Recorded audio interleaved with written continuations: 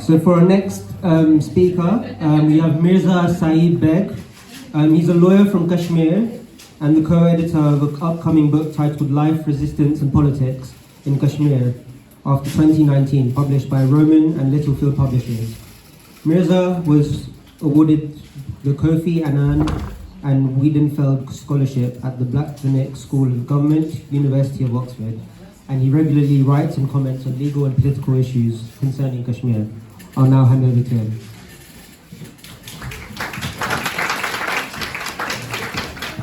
Thank you for having me. So, first of all, to begin with, I just wanted to point out that events like these are extremely important for all our struggles because they don't just dispel the state-sponsored propaganda, but they also give us an opportunity to learn from each other's experiences.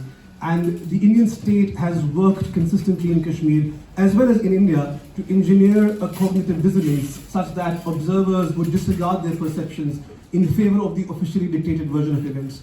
And we've often faced communication blockades in Kashmir where internet, phone lines, all facilities of communication were cut down. Even sending a letter back home wasn't possible. And that went on for quite a long time. For many months, we didn't know what was happening at home. And the objective of those communication blockades was to prevent any information from coming out, prevent any kind of solidarity forming internationally, any kind of movement forming around what was happening in Kashmir at those particular times.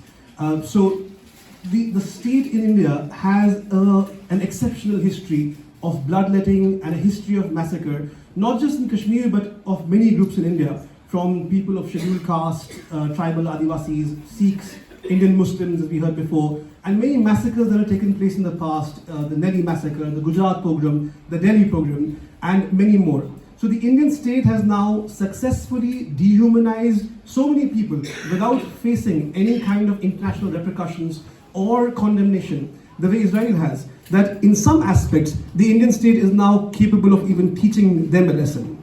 But the tools of this oppression, in my view, are often shared, but the tools of resistance aren't shared widely enough. And so it's very important for us to have events like these where we can share what's happening and learn from each other's struggles on where we have successes and where we have failures. Very briefly, just to give an overview of what I want to talk about today, I'll just be discussing primarily the rule by incarceration and how imprisonment in Kashmir has been used as an instrument of government policy.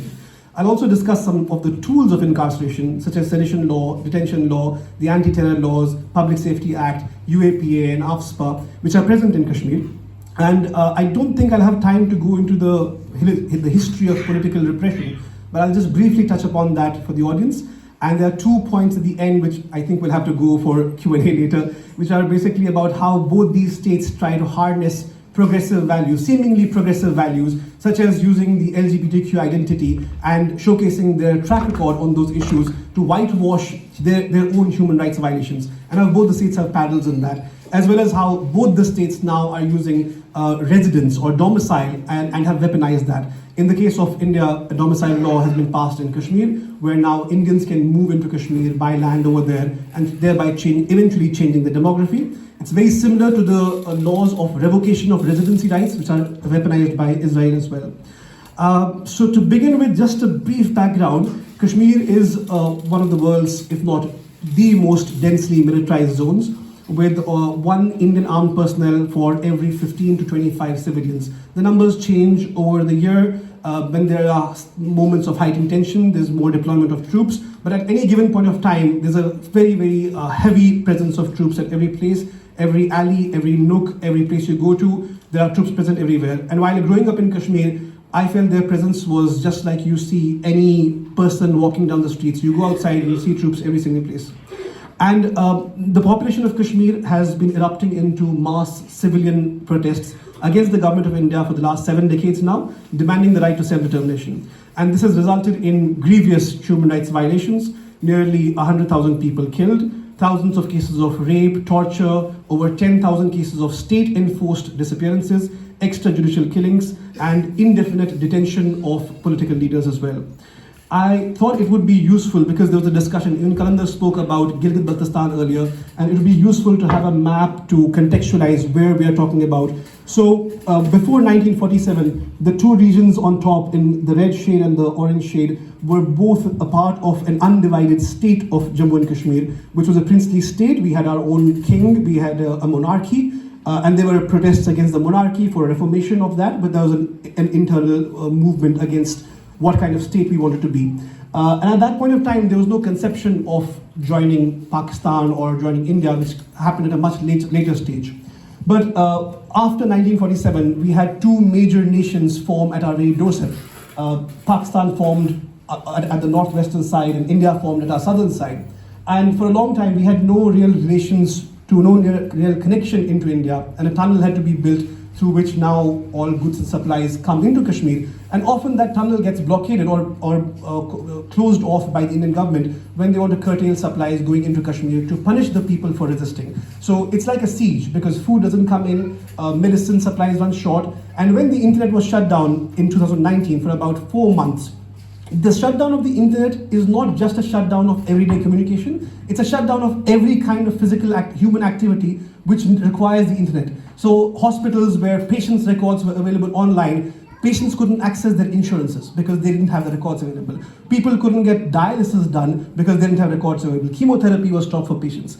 Bank transfers were entirely shut down. So students who were living abroad, Kashmiri students living in the UK, living everywhere in the world, couldn't get money from home. So people had to collaborate internally in groups over here and contribute money to them. So much so that when someone died back home, because we're talking about 4 months of absolutely no communication, when someone died back home, we didn't come to know, people posted messages onto news tickers informing their families that so-and-so is all right and well.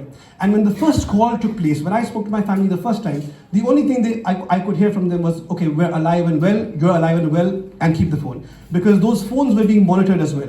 The first few communications that we could have with our families was at the police station. People had to line up, all mobile networks were shut down. People had to line up outside the police station, make a phone call to inquire if everything's all right, everyone's alive, everyone's fine, and keep the phone. And that went on for quite a few months that time. But coming back to this, the portion shaded in orange right now is controlled by India. The portion just above that is controlled by Pakistan, which is divided into two parts. That's Gilgit-Baltistan on the top corner, and the lower part is what Pakistan calls Azad Kashmir. They call it Azad Kashmir because they have their own Supreme Court and a president as well. But there is control by Pakistan over there as well. And the portion in orange is the portion that I'll primarily focus on. That's the region that I come from. And that's the site of the recent human rights violations, the annexation by the Indian government. So on August 5, 2019, the Indian government annexed the portion of Kashmir that they controlled and divided it into two union territories to exercise direct control from Delhi. Because before August 5, this region, as Banyot Sana had mentioned earlier, had a special status. That special status was just an autonomous status. So we had our own constitution, our own, in fact, until 1964, we had our own prime minister also. We had our own flag and a separate system of laws, and the Indian parliament couldn't directly extend laws to us. That's putting it in a nutshell. But essentially, what happened on August 5, 2019 was a direct annexation. We were bifurcated into two parts. And this bifurcation was primarily done to divide, because it's a Muslim majority region. So this bifurcation enables the Indian government to divide the Muslims of the state into manageable populations, to somehow then work out either through gerrymandering or some other process to work out a formula where they can have a non-Muslim majority government come into place.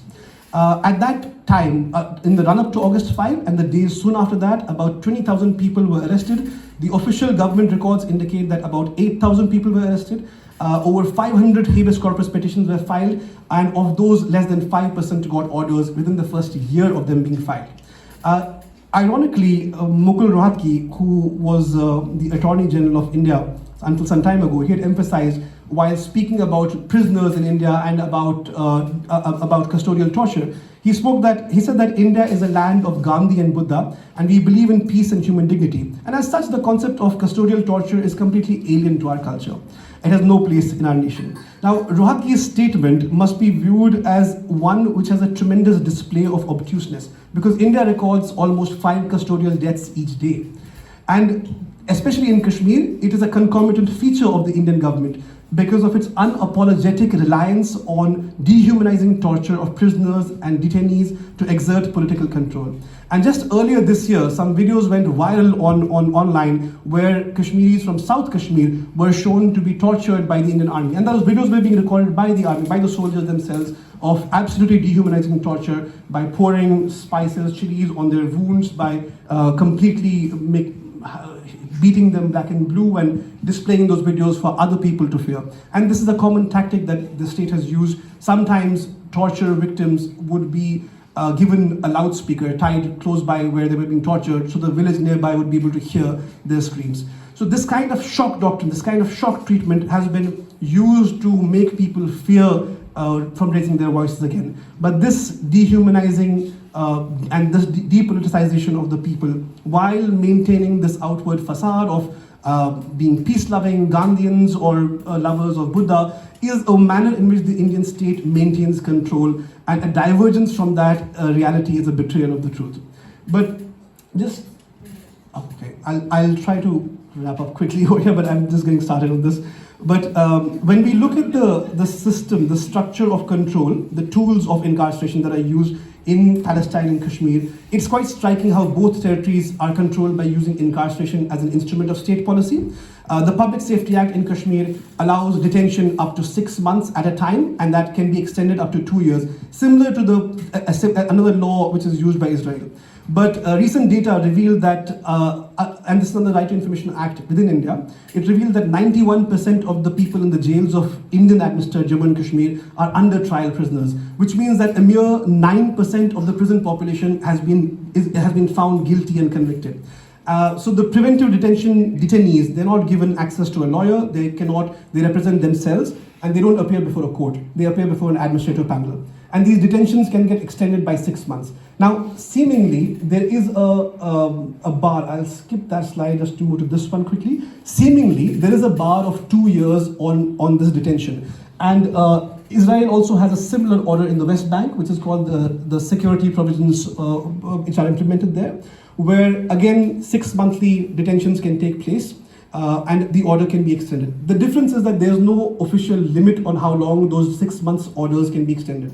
Now, seemingly in Kashmir, there's a 2-year barrier from the detention being extended. However, every time these 2 years get completed, if the state wants to incarcerate a person for longer, they impose a fresh order, sometimes with the same grounds, which may have been quashed by a high court as well, but the same grounds get imposed. And many of the prisoners, the political prisoners who are facing Public Safety Act detentions, have now been incarcerated for 20, 15 years at a stretch.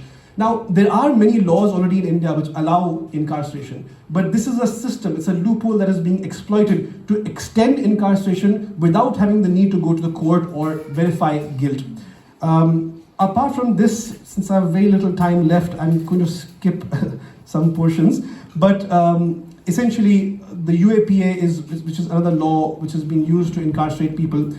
It has no provision of bail, and the UAPA in Kashmir has been used for all kinds of frivolous reasons as well. When the internet had been shut down initially in the first month, after 4 months of blockade, they released a very low-speed internet just for people to be able to access text messaging.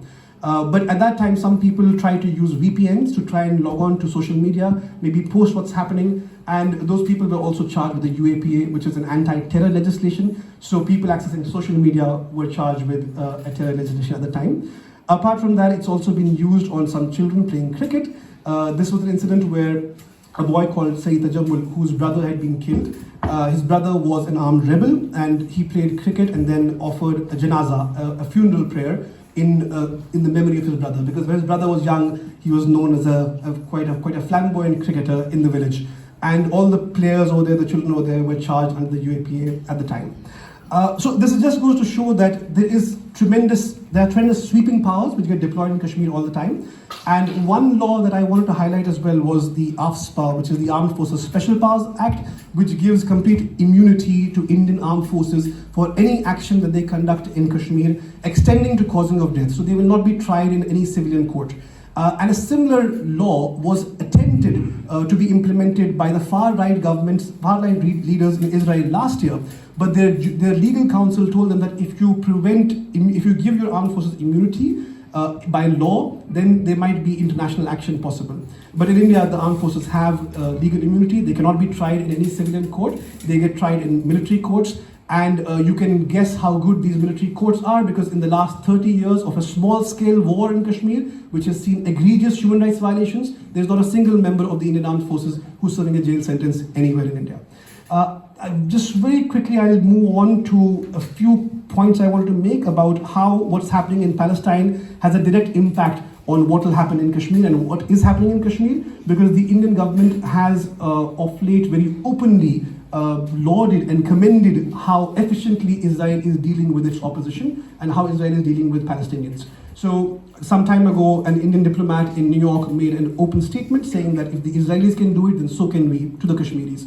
And this happens in an ecosystem where we have seen a number of massacres. We've seen the Jammu massacre. In fact, just day before yesterday was the 33rd anniversary of the Kunan Pushpura mass rape, which took place on February 23rd, 1991, where 2 villages in Kashmir were subject to custodial violence and rape by the Indian army. The men were taken out to a local camp and the women were subject to rape over there. So there have been a number of massacres, there have been a number of human rights violations, and in that ecosystem, you have not just the unelected leadership of India, but even the elected leadership of India coming out to make sweeping statements encouraging human rights violations. When in August 2019, when India annexed Kashmir, one of the most shocking statements which was made by Manohar Lal Khattar, he was then at that time the chief minister of a populous Indian state in the north of India, where he made an offhand comment saying that now we can bring women from Kashmir into Haryana, openly talking about human trafficking or things like that. And there have been debates on national television in India where Indian army generals were openly calling for sexual violence against Kashmiris as repayment for what was done to non-Muslim Kashmiris in the 1990s. Now, there's never been an investigation into what happened in the 1990s. That's when we had an armed rebellion. An armed rebellion began in Kashmir. But the Indian state has often used that incident to weaponize further violence against the Kashmiris. So whenever Kashmiris speak up, they are told to stay quiet because of what happened to the Kashmiri Pandits. But essentially, I feel that these laws, of course, what's happening has the longer struggle is one of self-determination for us, but the immediate one is also to protect our culture, our identity right now from the onslaught.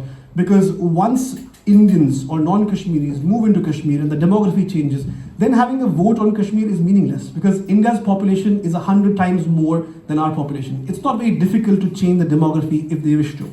It's not happened yet because we live in a war zone, so no sensible Indian is going to pick up their family and move into Kashmir into a war zone. But there has been mobilization. There have been domicile certificates that are being issued to Indians to move into Kashmir, and they now have access, they now have rights to buy land in Kashmir. So number of rich businessmen, people who have a lot of disposable income, have been trying to buy up like a holiday home somewhere in the picturesque mountains. Some things like that are happening, but it's not at a mass scale yet. But as soon as they gain more control of the situation, those things are expected as well. So the immediate demand that we want is that, number one, the protections that we had pre-August 5 have to be reinstated. Number two, there has to be a conversation about self-determination of Kashmir.